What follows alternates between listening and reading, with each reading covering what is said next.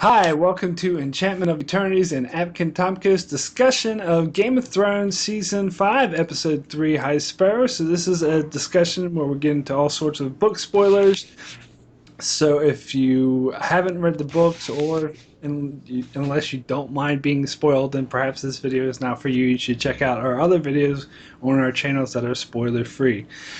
So the first thing I want to mention is that in our previous video we had a bit of some audio issues, and what some of you might not be aware of watching these videos because you just see like pictures on the screen is that Akton Tamko and I actually live on opposite sides of the world, so we have to Skype and do our discussion over internet, and because of that you get some sort of technical issues from time to time.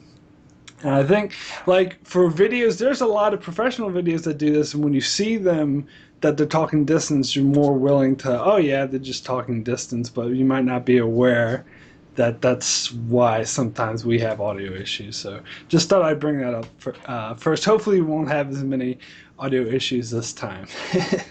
Yeah, hopefully not. All right, so let's begin our discussion, and we'll start out in Braavos like the episode does.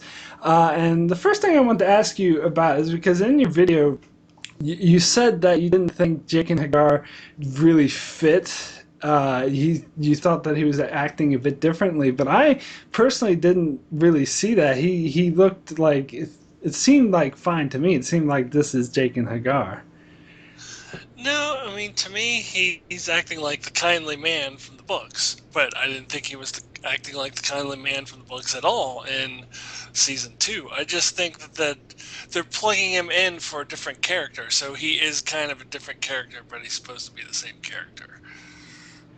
Huh. And that's what I think. Like he never would have. I mean, yeah, he never would have acted like that in season 2. The way he's treating Arya, and yeah, I don't know. I think he's completely different now. But I also said that I don't care that much about it. I'm kind of. I think that they'll still do all right with it throughout the season. I want to see how they develop this throughout the course of the season. So I'm not judging it now. I'm just pointing it out. Right now, it seems like he's totally different. Yeah, because I just watched the previous 4 seasons before I watched the show, and it's been a while since I read the book. And to me, it seems like he is acting sort of similar than he was in season 2. I'm wondering if maybe it's because consciously you know that he's taking over the role of the kindly man, and I don't know. He's like I can't picture this Jack and Nagar saying, "Oh, you should come to Braavos, and I'll teach you how to kill people." For one example. Yeah, that was like I sort of mentioned in the last video. I think that was a MacGuffin. That so yeah, maybe you're right. It doesn't fit perfectly, but I still think I still can buy it's the same character. Yeah, I'm holding out, and waiting to see what they do. But anyway, what do you think of the waif? If we're assuming that's who that girl is, I don't know. Is that the waif? That would be my assumption. It seems that the waif in the books didn't speak the common tongue, and that was the thing that Arya had to teach her the common tongue. I mean, I guess they could just be changing that, and also leading up to the season, we kept seeing everything casting call. They were looking for an Asian actress. That's true. Yeah, that's what threw me. But I actually, right before season 5 started, I checked the casting list of the waif, and I'm pretty sure it was that actress we saw tonight. I do remember it was a Caucasian lady, and I was like, huh. So I guess they scrapped that whole Southeast Asian thing. Huh. Yeah. Yeah. I guess that is supposed to be the waif. They've changed it up from the books, but whatever. That's Yeah. fine. I mean, I've heard some people complaining that the waif's supposed to be skinnier and smaller and stuff. Well, she's not supposed to speak the common tongue because there was this whole thing where Arya was teaching her the common tongue. Well, some people pointed out in previous episodes that, last week's episode, that everyone in Braavos was speaking the common tongue, and they said that was off, that they shouldn't be speaking the common tongue in Braavos. So I think that's just they're just changing that whole thing. Yeah, yeah, but that was like a thing where she was like that was one of the things that they were getting to know each other, and she was teaching her how to speak her language. But Yeah, whatever. I mean It's that's not. just a small detail. I mean, It's a small detail. It just threw me off. I was like, is yeah, this supposed to be right. the waif? Like, I wasn't sure, especially since I had in mind that it was supposed to be an But Asian actress. So it was just threw me off. That's correct all. me, correct me if I'm wrong. But the part where she's smacking him, smacking Arya every time she says she's no one, was that the kindly man who did that in the books? I I'm pretty sure it wasn't the waif. Yeah, I'm pretty sure it was the kindly man who was doing it. Yeah, But I yeah. suppose, like, they didn't want Jack and Hagar smacking a little girl because maybe they thought that would just seem a bit wrong. Right. Right. Alright. Yeah. So yeah. Yeah, I was thrown off by that, but I was like, I guess that's supposed to be the waif, and that's fine. I don't have any complaints about it. So, do you have any sort of other observations about Braavos before we move on? No, not really. Okay, so yeah. All right, so move on to the next location, which is King's Landing. So in King's Landing, if you watched both our videos, we were both really impressed with the subtext of the scenes with Marjorie and Cersei. And of course, we got to see Marjorie and Tommen get married. Um, I'm pretty sure that you've said before in the past that you're okay with Marjorie and Tommen's change from the books because we saw this coming. I've watched a lot of reviews where people are like, "Oh, they totally changed this in the book. Tommen was 8," but it's like, but you knew that was going to happen because they already aged up these characters. Well, yeah, well, that's what I said in like my very, very early prediction videos. I said, well, this is going to be completely different because Tommen is not 8 on the show; he's like 13 or whatever, which is huge, and that changes the whole like sex scandal thing from the books. The Yeah, whole I thing mean, is that that whole thing has changed, and I predicted. I mean, I said that's going to be a whole different plot because everything has changed, and I mean, I don't know why people are surprised by this. I mean, we knew last year that Tommen was yeah, aged up, so. absolutely. I mean, it seems like some people were still expecting them to not consummate the marriage. So I'm like, Why he's old. wouldn't they? Yeah, why Yeah. wouldn't they? If he's gone for puberty, then that's Yeah, and then it's Westeros, and yeah, it's exactly.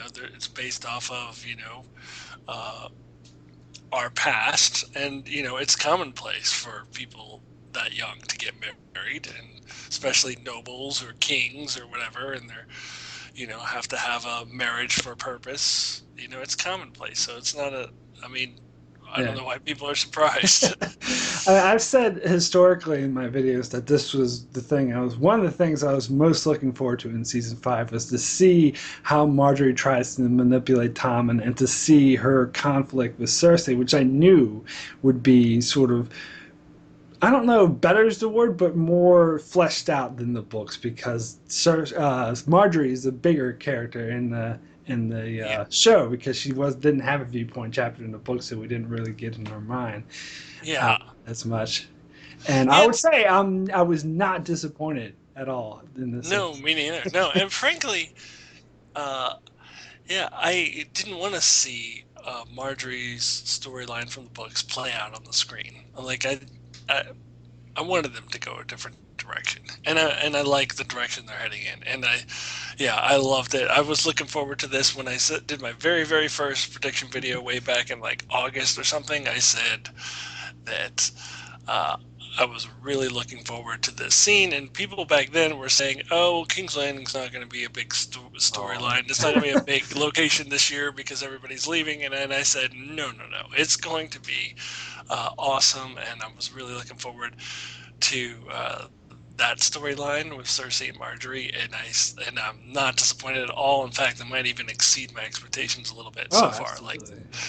yeah, I mean, yeah, we both agreed that scene between them was like, you said it was your favorite of the season, possibly Yeah. favorite of the series. It's easily my favorite of the season too. I didn't say that in my Oh, review, right. but yeah, but I didn't say that, but it is. It's my favorite of the season so far. Yeah, it's funny because last season I sort of picked on the subtextual scene between Marjorie and Cersei because I thought it was like, oh, that's really stupid. They've already done this before. But this season, like, it's just also the way. Well, that's because the one last season wasn't as good. Yeah. Yeah, that's true. Yeah. But yeah, so what do you think about now we'll move on to the like the high septon thing. So I know both of us in sort of our prediction videos were kind of assuming that the high septon would die because he did in the books. But I suppose them doing this way, I heard some people complain about it, but to me it makes sense. It makes more sense for the show. Because in the show we didn't like see Tyrion appoint him. Like in the books Yeah, that High Septon was known as Tyrion's sort of lackey, whereas in the show he's just some dude in the background who marries, Joffrey and Marjorie or Marjorie and Tommen. right. This is the most screen time he's ever gotten. I mean, and this may be the first time he's gotten any other lines other than maybe saying, "Oh, you're married now," or whatever the High Yeah. Septon says. May you be man and wife, or whatever they say in Westeros. I mean, he has never had any lines really. So, I mean, this is the most airtime he's gotten. So, yeah, that was my thinking exactly. Like in the books, it was Tyrion's lackey, and here that was not. I don't know if they. I mean, if they mentioned that at all, it was very under the radar. I'm Like pretty I don't sure they even know. didn't. Like I just watched the Yeah, season, and I don't remember them ever mentioning it. yeah. So it doesn't make as much sense to do it the same way. And of course, it's the show, so they have to have brothel scenes. That's what the show does because it's HBO. Yeah. Well, And I know, like someone specifically was complaining about it. It's like, oh, it's just a way to HBO to get some boobs in, but it doesn't really fit with the character. But I think it does. I mean, and maybe I'm just plugging in modern times but I'm sure it'd be set yeah, in medieval times that the rich sort of religious people or any political people are known for having like sex scandals and being hypocrites and being against it pro family values and going out and sleeping with prostitutes. I mean, that seems like. that that's why I really liked it actually because it's very reflective of what like real life modern society is like. I mean, you see scandals like that all the time. I mean, it's just very normal in our society. So I think that's why I really appreciated that actually. I liked it. I liked that they went that direction. And plus, I think it's clever the way that they sort of foreshadowed the Walk of Shame. Yes, it was, which I was almost going to mention in my review, but it was like, oh, they're foreshadowing something here, and I'm like, no, even saying that is probably too spoilery Yeah, if you yeah, haven't. So I decided not to say that, but yeah, I was like, wow, they're really foreshadowing that. although back in like August or something, like they were putting it up on news like sites for anyone to see about the Cersei Walk of Shame scene that they were filming, and some people were complaining like, "Dude, this is a heavy spoiler. Why are you putting this out there for like anyone to see?" Well, you have to look it up yourself. I mean, it's not like you're just innocently typing on your, you know. Well, you Well, I could guess go through somebody like could a post it on magazine or Facebook. something. Well, you could go be scanning through an online magazine or something and see this big article up there saying, yeah. But yeah, anyway, that was yeah. So then we get to meet the High Sparrow, which, and this is kind of getting back to what I was saying about the High Sept and how they changed up the thing. Is that because in the books the High Sparrow is like sort of elected outside of Cersei's control. Like, like the high, she killed the High Septon, but other than that, like the whole deciding to make the High Sparrow the High Septon was like totally an independent thing. But here, it seems like Cersei is going to be responsible for doing it. Yeah, and I'm trying to remember what was her reason for cozying up to the High Sparrow in the books. Was it just to um, relieve the debt from the Iron Bank? Wasn't that what Yes. it was? No, no, no. They This had a is they had a debt to the septon to the church. to the church, right? So she went Yeah. there to forgive. She wanted them, yeah, to forgive their debt, and she wanted like they refused to recognize Tommen as the rightful king because he was a bastard. So they made a deal like, oh, well, I'll give you the faith militant if you'll recognize Tommen and forgive our debts. and Cersei thought she was all up on herself for for coming up with this Right. deal.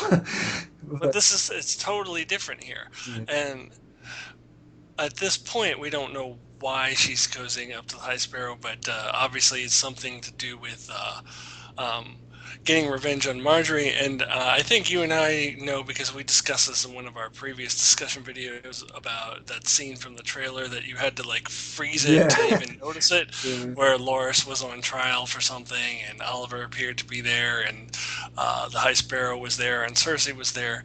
And then you see Loras charging after Oliver, and we had also heard the spoilers that Loras was going to be arrested by the Sparrows, or Yeah. taken into custody by them. I guess they can't arrest people, but and so we were assuming that Cersei was behind that. So that's where I would say that that's probably where this is going. Is she's like, oh, so they don't like deviant behavior, so Loras is gay, so let me go cozy up with the High Sparrow. And then if that's what it is, I don't know, it's a little bit of a stretch to me that she's going to give these people that much power just to get Loras, but I don't know. Oh, right. Yeah, because in the book she doesn't give them power; they come into power, but she gives them the faith militant power in order to like forgive their debts, or whatever. But here, like she actively, or I'm assuming because, but it looks that way that she's going to actively make the High Sparrow the High Septon, which is. Yeah, that would be quite a change. She's even more like proactively, like it's like she might already have these plots and schemes in her mind because we saw from the scenes at the start of the episode how fucking pissed she was at Marjorie. Yeah, yeah. And so, yeah, there's no doubt that, I mean, as I said in my review, I mean, she doesn't care about the seven. She doesn't Yeah. care about any of that Well, stuff. So especially this is, poor people, she could give two fucks about them, and that and she's yeah. always she goes to High Sparrow. Oh yes, the poor, we must take care of. Right, right. Yeah, I don't know. I just want to wait and see, and again, and see how they play this out and how they develop this. Because right now it just seems like, yeah, it seems like a little bit of a stretch But the for High, her oh yeah. to go through these lengths to get Loras. I don't know. Yeah, well, maybe because I was thinking that maybe she does have more. I think that she might have more up her sleeve than just the Dolores thing, especially the thing that with the Marjorie. That's got me thinking that's only the first, like that's the first punch. Like it's gonna, she has, Well, yeah, that could be true. uh, yeah. But the High Sparrow himself, like I think he's kind of got a facade going because in that, in the books he's more like stern, but in this scene he seemed like really nice guy, like, oh, I gave my shoes to the poor, I care about the poor, but and you think about this, but then. You realize that he's sending, like, he's in charge of all these assholes going around beating people up. Well, and there was a line in there too, though, about Cersei mentioned. I can't remember what it was exactly, where she mentioned that, and he was like, "Oh well, yeah, that's what happened." I mean, that kind of like struck me, that he was being all, "Oh, I give up my shoes and I'm feeding the poor and all this stuff." Yeah, if you don't do the things the way we think you should do it, then yeah, you might get beat up or Yeah. and whatever. I mean, seemed like a contradiction, and it makes him a really interesting character. Yeah, right.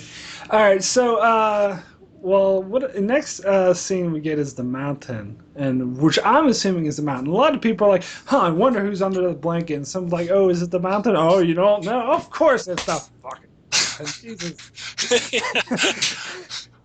Yeah. And even if it read the books, hadn't read the books, you don't need to. It's the mountain. Yeah.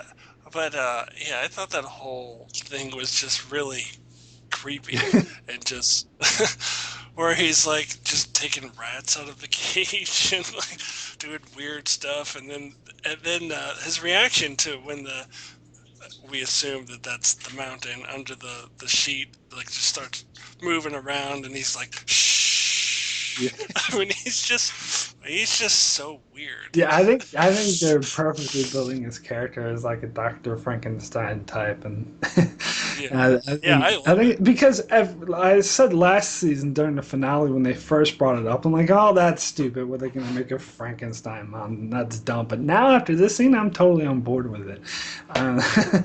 Uh, getting excited, and I'm glad that they're sort of pacing themselves because I'm pretty sure. Well, I mean, I still don't think people should even consider it a theory. Like, I watched this video the other day about Game of Thrones theories, and they say, oh, it's a theory that Robert Strong is actually the Mountain. It's not a theory, that's pretty much fact. Yeah. And Yeah. I agree. but I'm Yeah. I'm glad that they're sort of pacing themselves and not showing us like Robert Strong too early because I don't think he's going to come into play until Cersei's trial by combat, which I don't think will be until season 6. Yeah, and they might show him at the end of the season, but so I'm glad that they're like giving us these little reminders that he's there, like showing him move under the Yeah, sheet, and exactly. hopefully they'll do a couple more of those because that's a lot better than where the season ends, where he's actually already starting to work on the mountain, and then you don't see him again until the end of season 5. Then that would be dumb. Yeah. So I like that they're like giving us little reminders that yeah, he's still there and he's still like Qyburn is still working on the mountain. He's under that sheet. All right. Cool. So let's move on to the next location. I'm going to combine sort of two locations into one since they're both sort of intertwined. Is Winterfell and Moat Cailin, which we can just call the North. Uh, So, all right. So the big thing we got to tackle is a Sansa storyline. If you've seen our sort of discussion videos we did before season 5 starts, we know that we sort of already talked about this. And I typically don't like to complain about commenters on my videos because I like having good debates, and even if I get a bit frustrated at times, it's all good healthy debates, and the trolls I just delete and ignore them and just forget about them the next day. But there's one comment that really irritated me that I did delete because he was being an ass about it. We're on our discussion video where I was talking in the comment sections about my prediction that Sansa would be fake Arya, and he was like, oh well, I guess you got that one really wrong, and that's what you get for making these tinfoil hat theories. And I'm like, I got one tiny little aspect of it wrong. I actually feel like I feel good for getting this one mostly right. And there's a lot of predictions I got flat out dead wrong, where this is one I got 75% right. The only thing I got wrong about it is that she doesn't pretend to be Arya. She's actually Sansa. Yeah, and I'm glad that they did it this way because remember, I was totally against Sansa being fake Arya. I thought that was dumb. Like, why is one Stark going to pretend to be another Stark? You're already a Stark. Just be a Stark. Why do you have to pretend to be another Stark? Doesn't make any sense. And I know there's the whole thing where she's, wanted for, supposedly killing Joffrey and. She's already married to Tyrion. And I was like, yeah, I don't know. You can find ways around that, and they are. And I don't know if everybody's buying it at this Well, point. all right. I'll have to be honest. I'm not buying it. I'm gonna go with it, but I still think it's bullshit. I kind of would have preferred her pretending to be Elaine Stone. Like, I think her pretending to be Arya makes the most sense. I think the whole Sansa, you can't just say, "Oh, they never consummated the marriage, so they're not really married." That's not how marriage works. They get married. It does in Westeros. No, That's it's how not. it works. No, it totally isn't. Someone that dude always comments on our videos. I'm sure you can back me up on this because typically, like, they get married. I know, like, they're in the North and they follow the old gods, so maybe they don't care as much. But you get married under the side of the Seven. So as far as the gods are concerned, once you say your vows, you're married. I don't know. I just don't buy the whole thing. Oh, they never consummated the marriage. And plus, I don't like that it changes the dynamic from the Lannisters, it being the Lannisters' idea to them alienate the Lannisters by doing this. I'm okay with that aspect of it. That aspect makes a lot of sense to me because Tywin is the one who made Bruce Bolton the Warden of the North. He's the one he had the deal with, and he's gone now. So everything Roose was saying, like, we're on our own, we're screwed. You really think that the Lannisters are going to lift a finger to help us? No. All of that is totally right on. So I think one of the differences, I think that's a difference from the show to the book, whereas because we get this a bit last season with Tywin not giving a crap about the North and being like not caring that the Ironborn were talking about them, like yeah, let them deal with it. Whereas in the book, like Cersei kind of actively sort of involved herself in the affairs of the North. Like had this plan to send men up to the Wall because she didn't like the fact that Jon Snow became the Lord Commander, and and the Freys were involved with Winterfell, and so she was kind of if I remember correctly, she was keeping tabs on Bruce and what he was up to. Whereas here, it's historically in this show, like last season, they don't give not even Tywin cared. They just don't give a fuck about the North. They just leave it alone, and that change overall. I mean, you're right. They have to keep it consistent with that, but I'm not a fan of that change overall. I like to be more involved. No, I think it makes a lot of sense. I don't. To me, it doesn't make sense why they would care about the North. I mean, why would they? Like, they're involved in their own things. They're way down south. Historically, they've never. I'll give you one huge reason why: Stannis. Well, yeah, they care about Stannis, and Roose, but not generally. But Roose is their first defense against Stannis at the moment, so that's why I think they should be involved. And we already know, they already know that Stannis is a deal. And I kind of don't like in the show, like Cersei's yet to even mention Stannis. Like she's mentioned, like in the book, she was like, oh, like we have to take her for Dragonstone. So like she was like deathly afraid of Stannis. Yeah, well, that may still yet come, but right now she is just preoccupied with the Tyrells and Marjorie. And that's so. I mean, it's a long season. That could come in at some point, maybe. Yeah, I suppose, but it's not coming in the form of her backing Roose, which is what it came in last. Well, if she backs Roose, then she'll be backing Sansa. At this point, so yeah, they're totally changing that. I wonder how they are going to deal with that in the future. About if what Cersei does when she finds out that Sansa is because she was like she definitely wanted her dead. Yeah. Which is why I'm surprised that they would even do this, because surely Cersei could get assassins into the North. I think she's just preoccupied right now. Like right now, she's not even thinking about anything except for Tommen and Marjorie. And getting the Tyrells. That's all she's focused on at the moment. I suppose. But like for example, if she got the chance to kill Tyrion, she'd set her Marjorie thing aside, and I think the same is true for Sansa. Well, yeah. Well, she's got people out there looking for Tyrion. But she's just as angry as maybe not just as, but almost as angry as Sansa as she is at Tyrion.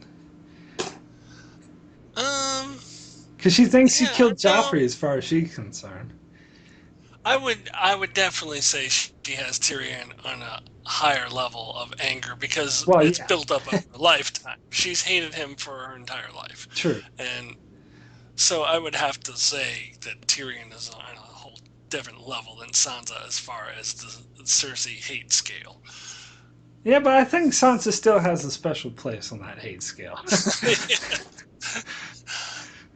Yeah, but I think in the North they're just like, you know what, we're on our own. Like we don't give a crap. Let's just do this when they find out.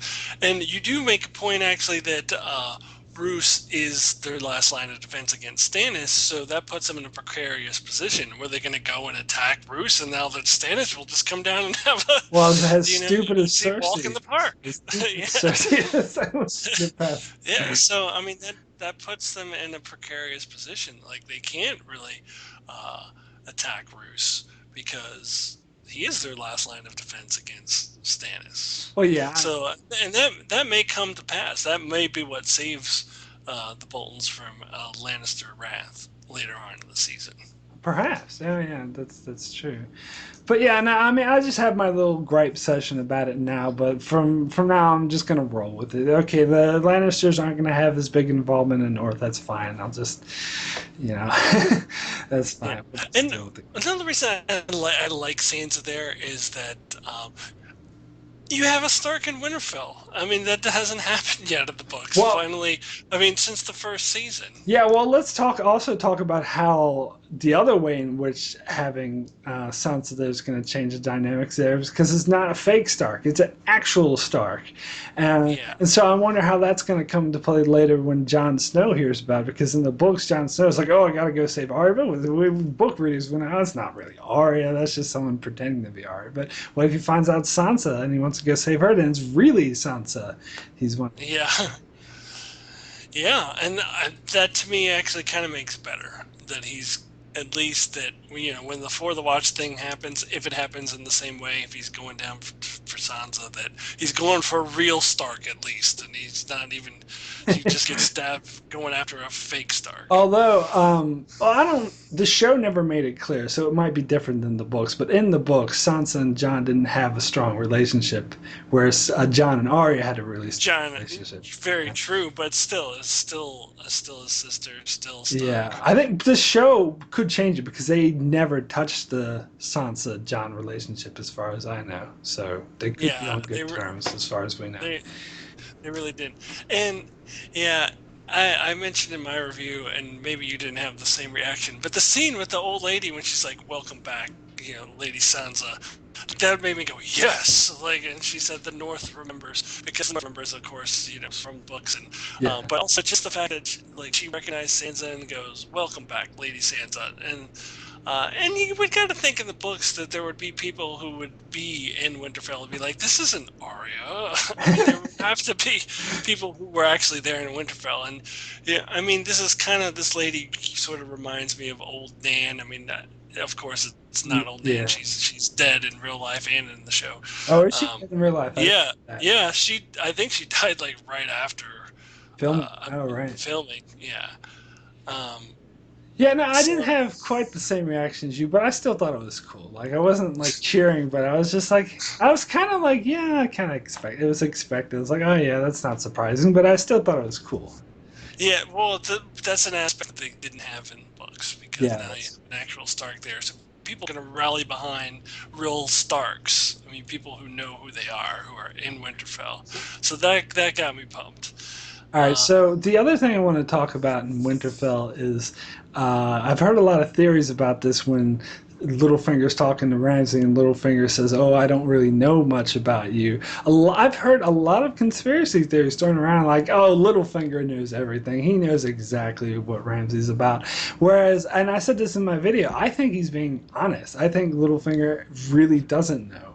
Like, for one, I don't think, like, because the whole thing with Ramsay, I can't remember what family that was that they attacked. Like, he kidnapped the woman, made her eat her own face in that tower or something, and Sir Roderick had to go chase after her because so everyone in the books knew about Ramsay. But I can believe the scenario in the show that nobody knows about Ramsay, and therefore Littlefinger may think, he knows a little, about him, just that he's the son of Bolton. But I think, and plus, I don't think Littlefinger is as all-knowing in the show as he is in the book. So I believe that he really doesn't know who Ramsay is.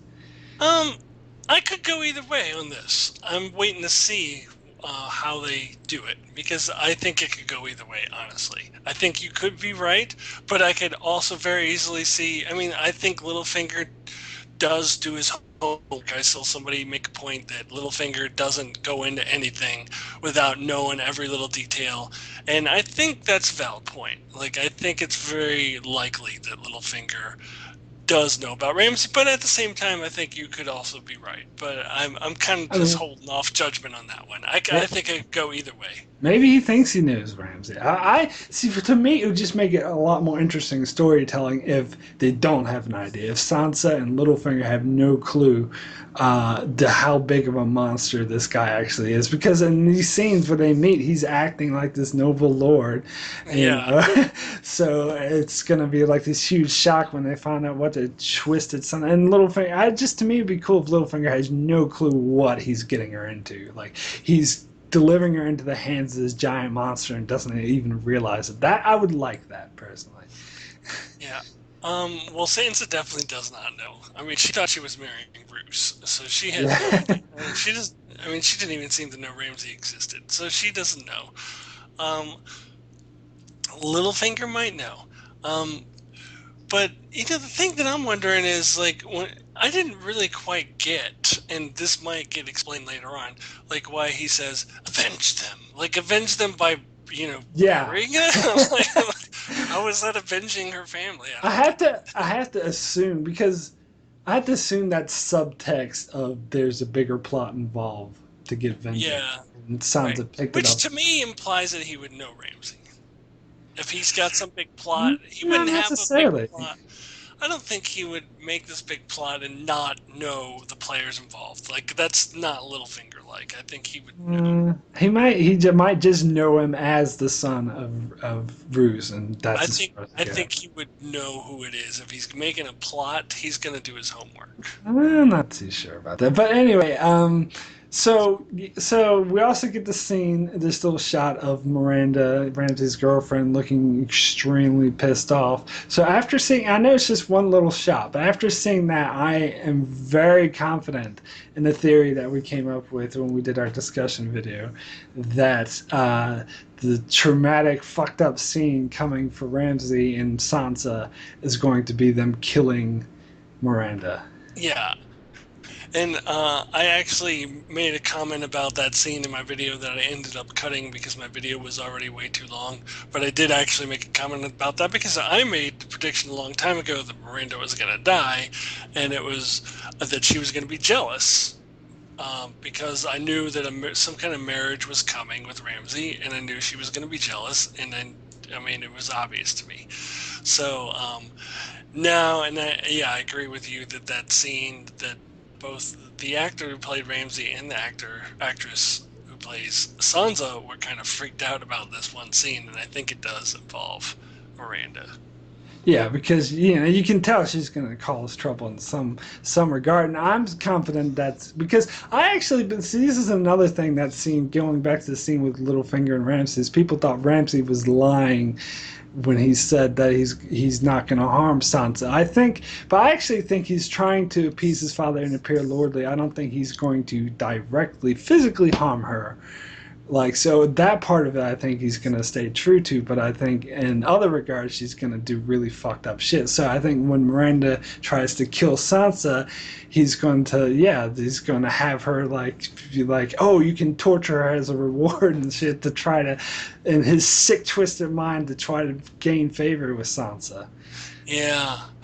And it's going to be interesting to see how Sansa deals with Ramsay. And a lot of people were saying, like, how does Sansa end up with, like, the two most twisted characters of the entire series? Like, but I think it's going to be really interesting to see her character development because she's a different Sansa from the Sansa who first met Joffrey. She has grown a lot. She's learned a lot about how to play the Game of Thrones. So I think, not that it's going to be easy for her, but I think that she's going to be able to handle it a little differently than she did in seasons 1 and 2. Yeah, we saw her in that one scene already. Like, we saw how she was very pissed off at Roose, but then she sucked it up and Roose, blah blah. So we can always see her becoming like a Marjorie, coming like. Why does Roose buy that? I don't. Oh yeah, the whole red wedding thing. No big deal. But I mean, like, why does he believe that she believes that? I don't get that. Well, maybe he doesn't. Maybe he knows she's acting. But as far as she stays to her part, then he'll be happy. Yeah. Okay, so let's move on to the other thing in this whole North thing was Brienne and Podrick scenes where we get they open up more. And I think you said in your video that you remembered it from the book so well. You thought they already mentioned it in the show, but I didn't even remember it from the book at all. So this was like totally new. I didn't even know it was in the book until someone pointed it out to me. So I guess I just don't remember that part. Well, just the part where Brienne is talking about Renly, right? the ball. I don't Yeah. remember if it was the same that Renly came and rescued her, because the whole point of that in the books was that one. What was that dude's name? The guy who was traveling with them. Oh, I can't even remember. Who Brienne knew from the past. Oh, yes, that's right. He was one of the guys. He was one of the guys who was laughing at her. Oh, yes, Yeah, I remember. that's where that story came in the book. Was because of Okay. that. And what was his name? And there was a point where I was like, it would be kind of cool if they put him in the show, but I knew they weren't going to put him in the show. I kind of thought, like, right before season 5, I thought maybe they would, but no. Yeah, so that's where that story came in the books. And then when I was watching the episode, I'm like, why are they repeating this story? She already told this. I'm like, oh yeah, that was in the books. I'm getting the books confused with the show. But yeah, we talked about last week in our discussion video about how this seemed to be foreshadowing a confrontation between Brienne and Stannis, and they seriously foreshadowed in this episode. Like, after seeing what she was saying about, oh, I have to kill Stannis, I was just like, she has to, even if it's not this season, she has to encounter Stannis. She just has to. Yeah. Yes, and I think the big encounter might not happen until next season, but I could definitely see it where they're in the same place at the same time, and she sees Stannis, and she's thinking about her revenge, at the very least. You know, I watched a video where they said, oh, I don't think she's going to kill Stannis because George R. R. Martin, Game of Thrones, they don't like to have people, actually get the revenge they want. And that statement, which I couldn't possibly disagree with more, has inspired me to put together a compilation of all the times people have got the revenge they wanted in Game of Thrones. I could think of like 10 off the top of my head. But Arya's done it at least twice, hasn't she? Yeah. Yeah. So I don't think that's a good excuse for that. But I don't think they'll kill Stannis this early because I think he still has a part to play in the story. Yeah. And I don't know that she will succeed, but I think she'll try. Yeah. Definitely. Yeah. Definitely. There'll be some sort of confrontation. I mean, and it could end up in her demise instead. Yeah, that's possible. Who knows? I mean, getting back to deaths, like, I just think we talked about deaths before the season started, and I just think that in my mind, nobody is in the no fucking way they're gonna die category except for Tyrion, Daenerys, Jon Snow, Arya. Everyone else is fair game in my mind. Like, even Sansa? Yeah, to a degree. Like, Sansa would be, I would say, very, very unlikely, but I wouldn't like rule anyone out except for those 4 people. This season? Yeah. So you think Littlefinger could go this season? You think Cersei could go this season? Extremely unlikely. But no, I'd put them in the pile. Everyone except for the fan favorites, because I think they're just changing things up a lot. I'm going to disagree with you. Well, that's fair enough. I mean, some of the mid-player people like Sam and Brienne, I think they're in the possible for me. They're like. Yeah. Well, I did say Sam would be possible. Yeah. We did a discussion video when you played a game with me on how possible I thought certain characters would be to die, and I said Sam was possible. Yeah. Well, speaking of Sam, let's move on up to the wall. So in the first scene we get Stannis talking to Jon Snow. Now, this is interesting because he says he's going to march on Winterfell within a fortnight. I think he said within a fortnight. Yes, he did. And because the snows should come and he wants to get ahead of the snows, which makes me wonder if Stannis is actually going to get to Winterfell this season, because we both sort of predicted that the battle with Stannis wouldn't happen until next season. Oh, he might get to Winterfell by the end of the season, but the battle is still not going to happen until season 6. Oh, yeah. I mean, he might get to, like, where he is at Dance of Dragons. At the end of Dance of Dragons. Yeah, I think that's a possibility. But it seems like they would have to delay it if he doesn't get to Winterfell before the end of the season. They can draw out storylines. And was it in our last discussion video we were talking about the episode 7 synopsis that came out? That got edited out of our video because we went okay. Yeah. We did. We got it edited out. Well, let's talk about it now. Maybe we won't edit it out this time. Where you saw the episode 7 synopsis where it said that what did it say? Stannis encounters trouble on his way down south. Yeah, something like that. Yeah. So, I mean, that's something that's going to delay him a little bit, whatever it is. And my theory is that that's going to be an encounter with the Ironborn and Yara, which they're not going to go all the way to Deepwood Mott to find them. They're just going to encounter them in some other random place on their way to Winterfell. And so that will delay him a little bit. Then the snows will come, and then they'll probably sit out episode 8 or something. And then I think it'll work out perfectly that, by the end of the episode, they'll be right outside of Winterfell. The snows will be pouring down, but they won't get in there yet, and it won't be the big battle yet. Yeah, I could definitely see that happening. I could see that being the thing that delayed them. Okay, so the other thing I want to talk about here is Ollie, because I've heard all these theories thrown around about Ollie, because when we saw him in the first couple episodes, they were like, Ollie, Jon Snow hates this kid because he killed Ygritte. I'm like, he doesn't hate him. And we see here he's his apprentice, so no, he did it. He did it to save his life. Why would he hate him? Yeah, exactly. Yeah. But a lot of people are theorizing that Ollie is going to be a part of the whole For the Watch thing, that he's going to portray. Some people are theorizing he's going to be Bowen Marsh, like he's going to be the lead guy, which I think is a little far out there myself. Yeah. I mean, we have seen a while back that Bowen Marsh was cast for this season. Yes, but that doesn't mean he's going to be the lead For the Watch guy.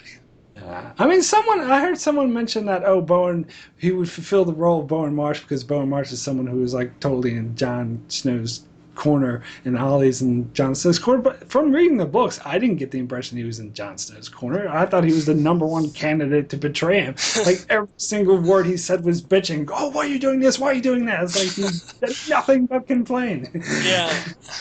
Maybe he was in his corner in previous books we just don't remember. Oh, right. Yeah. Well, I predicted it would be Dolorous Ed. And other people are saying that now. There's going to be somebody in this corner. If it's not Dolorous Ed, it'll be Ollie. And you said I was overthinking it, and people came in on my comments and said, oh, that's ridiculous. But now all other people are thinking it's going to be somebody like that. Maybe not Dolorous Ed particularly, but Sam. Could be Sam. Yeah. I would be shocked, but yeah, I don't see Sam. No, I don't. I think that would be inconsistent. That would be over the top. I think Ollie or Dolorous Ed would make a lot more sense than Sam. But go ahead. I just don't think it's going to be Ollie, honestly. I mean, he does have reason to hate the wildlings, but I mean, he also has a lot of reason to respect Jon Snow, and he's a kid. I could see him being involved, but not the main guy. Maybe. I would have my doubts. I don't think he's going to be involved personally, But anyway, speaking of Ollie, there's another complaint that I just think this is such a petty complaint from book purists, and I hear it so much. It's like, oh, they didn't say the line about Ed, fetch me the block. They just said, Ollie, fetch me the sword. I'm like, who cares? I don't know. Yeah. Maybe a lot of people, like I'm missing on some sort of inside joke where a lot of people see it as like this iconic line, but I don't even remember that line from the book, to be perfect. When I did my prediction video on the wall, there were at least 2 or 3 people that said, oh, they gotta have that line. One person said, if they don't have that line, I don't know what I'm gonna do. Like, people were just like super attached to that line. And the aspect of that that I was more missing, that I was more sad that they didn't include, was the part where Jon Snow was like originally was going to have somebody else do the beheading, and he was like, no, my father always taught me that I must behead it, and you must kill, you've got to carry out the executions yourself. Yeah, whoever gives the sentence, swings the sentence, swings the sword, or something like that. Yes, Yeah, I exactly. agree. That's the one thing I was missing. Like, I didn't give two craps about the fetch from my block thing. But the Right. fact that you didn't do that is what sort of And I thought. I'm frankly shocked that they didn't include it. In an episode where they have all these callbacks to season Oh, one. absolutely. Look, there's Caitlin. There's where we stopped on our way down to, King's Landing way back in season one, and Sansa going to Winterfell for the first time in season one. In an episode with all these callbacks to season one, missed opportunity to have that aspect, which would be a direct callback to the very first scene. After the credits, I guess the first scene after the credits on the show, because you did have that scene before the credits with the White Walkers. But, So I just want to get back to this scene in the mess hall or whatever, because there's a couple things I think worth noting. First of all, Maester Aemon's not feeling well. he's dead. He's so dead. And the next episode is called "Kill the Boy," so I mean that's going to be his. I think that's going to be his dying words of the show, or not dying words, but he's going to be on his way out, and he's going to deliver those lines from the books. What does that mean? To Jon. Kill the boy and let the man. Oh right, okay, yeah, that's right. Oh yes, that is a very good guess. That's a good call. Yeah, that's probably going to be. Yeah. So I'm starting to wonder if they're even going to bother with the whole Sam leaving Winterfell. You know, it just makes me think like it just might not happen. Sam leaving the wall, you mean? The wall, yeah. Sorry. Yeah. Yeah, I'm thinking more and more that they're not going to do that. So, although I was thinking maybe after Maester Aemon dies, they're like, well, we need a new Maester. Sam, I want you to be a Maester. Why don't you go over to, Old Town or whatever? And he goes to Braavos, and that would put him in line to get to Braavos towards the end of the season and run into Arya and have their little chat. Maybe. Yeah, I haven't ruled it out. It could still happen. Yeah, it's possible. And originally I predicted that it would, but it's just kind of not looking like they're heading in that direction. But yeah, true. But if he doesn't do that, though, then what will Sam do? That's the thing. What will he do this season? I thought it was it made it sort of more eerie that in the books where Jon Snow sent all his closest allies away for the Watch. So that's why he had no one close, none of his friends there to protect him. So I'd like if they did that again. Yeah. But yeah, you never know. But so anyway, was the other thing I noticed in the scene, and this actually irritated me. This was the thing missing from the books that kind of ticked me off, is that, and maybe I'm being petty now, but maybe he ordered Janos Slynt to take command of Greyguard. They just came with this restore the castle thing out of thin air in the show. They didn't build up to it at all. In the books, there's a big thing about the Stannis' main goal in going up to the north was to fight the White Walkers. So he wanted to send people to man the castle. I think Stannis only took one of the castles, and he was going to help the Night's Watch man the other castles, but that was a huge thing. And yes, it's just out of nowhere, oh, we're going to restore this castle. Yeah. And that just irritated me. It didn't bother me. I mean, you make a good point, but I'm okay with it. I mean, whatever. They had to have they had to have the Janos Slynt scene in there, and they had not done any build up to that at all. And so what are you gonna do? Yeah. You can't eliminate the Slynt scene. Well, getting back to the Stannis thing for a second, the Davos scene when Davos says, "Oh, you protect the realms of men," and that means south, and it makes me think Stannis is bringing his whole forces south when the whole point in going up north was to fight the White Walkers. So it seems in the books he's trying to try to do both, and it seems like he's fuck the White Walkers, I'll just go down and take Winterfell. Well, we'll see what Melisandre thinks, because I think she is still going to want to fight the White Walkers. True. It's very true. All right. Well, okay. Let's move on to our last location, Volantis. Something I've been really wanting to see, and I was a bit disappointed they didn't have it in the opening intro credits. But maybe it's just one or two episodes. Yeah, why Moat Kaelin? I mean, I said in my Volantis so much deserved to be there. I mean, I said in my video they should have just put Dorne in there from the beginning, but also, Volantis. I didn't think of Volantis. Volantis should have been in there over Moat Galen. I mean, that's ridiculous. They didn't even go there. Yeah. They just stood up on top of a hill and looked. Oh, look down there, way below is Moat Galen. How does that get the opening credits? I guess because they already had a graphic for it and they didn't really want to create one for Volantis.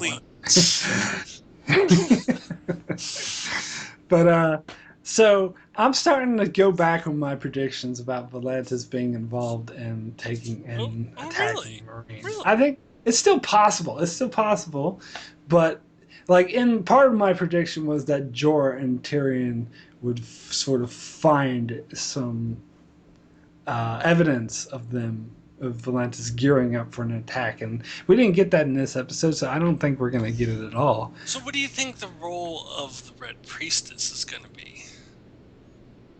Oh, because I know, were you the one that said in your video you're pretty sure we'll see her again? Oh, I you don't have that stare down with her and Tyrion and you never see her again. I was thinking, that was my assumption, that the stare down was its own thing. Like, that was just foreshadowing, like, Tyrion's, like, involvement in future stuff, not necessarily her involvement in the story. Although I did find out that actress was, I don't know if you ever seen the standalone Wolverine movie. She was actually was his co-star in that movie, so she's a pretty well-known actress. So now I'm starting to think she's definitely going to play a part. My thought was going to be the show's kind of adaptation of Makuro. I'm not sure how to. I'm not sure how to pronounce his name because I've only ever seen it written. I'm sure 1,000 commenters who've read the books will correct me on how to pronounce his name. But Makuro, he's obviously. I don't think he's in the show, and there's no Victorian, so they're not going to have the exact same role. But I think she's going to be kind of the rough equivalent of him. That's my thought. Well. I mean, I think it's still yet maybe possible Volantis has a role to play in attacking Marine because they emphasize the slavery in this episode. And to me, they sort of have to bring it back together because Daenerys, like, Slaver's Bay was the center of the slave trade. That's why they called it Slaver's Bay, and Daenerys totally destroyed it. So why wouldn't these guys be pissed if they have slavery as, like, a huge thing? I still think they'll be involved. I don't think you need to have Jorah and Tyrion or Varys and Tyrion discovering some plot while they're there. I think they could still. They could still very much be involved. That is true. That is true. And maybe this priestess will pop up again. You never know. I just thought that the look was for its own purpose, just to make the foreshadow that she knew. No, I don't think you have these two characters stare at each other like that and not ever see that character again. I think there's no way. And now that you tell me she's a pretty well-known actress, that seals the deal. She's definitely coming. All right, and the other thing about that scene I wanted to mention, we get yet again more foreshadowing about the grayscale, about the Stone Man, and it's like 2 episodes in a row now. It's like they're definitely going to do something with it, but it might, it could be anywhere. Maybe it's Shireen at the wall, or because now we see it over here, so it could, we don't know where it will pop up. Well, one of my commenters mentioned that, it's probably foreshadowing when Tyrion and Jorah meet the Stonemen, and then I was like, that doesn't sound right. I looked it up, and that was actually with the Griffs that the Stonemen attacked. Yes, with the Griffs. So they've already skipped over that, but it seems like maybe Tyrion will still have some kind of encounter with the Stonemen. Yeah, still could. They could just they could pump that plot into a different part of the story. And it's always possible. So we just don't know. We don't know what they're going to do with this grayscale thing. We know they're not going to do John Connington because he's not in the show. Other than that, so it's a wild card. It can pop up anywhere. All right. So this is another thing I noticed. I forgot to mention in my video is that Tyrion knows how to survive alone. Where did that come from? I guess from it took me all his books. I guess. Yeah, I mean, it does kind of make sense. Yeah. Like he understood it. Like he didn't speak it, but he Yeah, understood yeah. it. Like yeah. Because it took me a while to notice that because I'm reading the subtitles, you forget that they're actually speaking in the Oh, I foreign noticed it. language. I was like, huh, how does he know that Yeah. language? Whatever. I don't know. I first noticed it when he said the thing about the guard was like it's good luck to rub a Which Jor's is from the head. books, and I thought that was cool that they brought that. Yeah, Oh, was it? yes, Oh, it okay. was, and I thought Oh, that was yeah. really cool that they brought that into the show. I wonder if the guy understood Tyrion's response. I don't know. Looked like he did. All right. So what do you reckon about the Daenerys lookalike? Because in the episode they did like a full on Daenerys impersonator, where I got the impression from the books it was just some woman that just prostitute just happened to look like Daenerys that Well, Jorah I was don't know. What I'm flirting with. getting is for Daenerys is a big deal in the East. Like, I mean, you got Red Priestesses like saying she's the savior, and you have prostitutes like impersonating her. I mean, she seems to be a pretty big celebrity all over the Essos. I mean, that's what I took from it. Oh, right. She's a Okay. big deal. Like which you don't really get a sense of, just necessarily from seeing her just in Slaver's Bay. But apparently her fame has reached beyond Slaver's Bay, and people in Volantis are either admiring her or possibly like hating her, or whatever. And Yeah. you have like prostitutes impersonating her. So what your compliment could you have? I mean, she's Well, it does make me think that maybe there's a sort of it's creating conflict between the master class and the slaver class in Volantis as well, because the masters obviously would not be okay with them heroizing this person who destroyed the slave yes, trade. yes, absolutely, yeah, But and now some people I remember talking to someone a long time ago. It's like, oh, they have to have Jor hitting on the Daenerys lookalike. That was so awesome to have it. But I kind of knew that they wouldn't because Jor's a different character in the show. I don't think it would quite fit his show character to have him be with the Daenerys yeah. But they still prostitute. had the Daenerys look-alike in the show. They just didn't have her. They In just the didn't show, have her yeah. with Jorah. Well, I mean, they went a whole step forward to make her an Yeah, impersonator rather than just yeah. someone lookalike. Which, yeah, no, I agree. It was cool. It was cool. All right. So, do you have any sort of last thoughts on the episode before we just wrap things up? No, I think we did a pretty good job of covering most things. Probably after we stop recording, I'll think of something, but that's okay. Yeah, no, that's cool. All right, so yeah, thanks a lot for watching. You should check out both our channels, Akton Tamko's channel and my channel, Enchantment of Eternity. Make sure you subscribe and keep up to date with our spoiler-free videos we do every week individually on our channels. And we'll be back next week on Akton Tompkins' channel with another discussion video. Thanks a lot.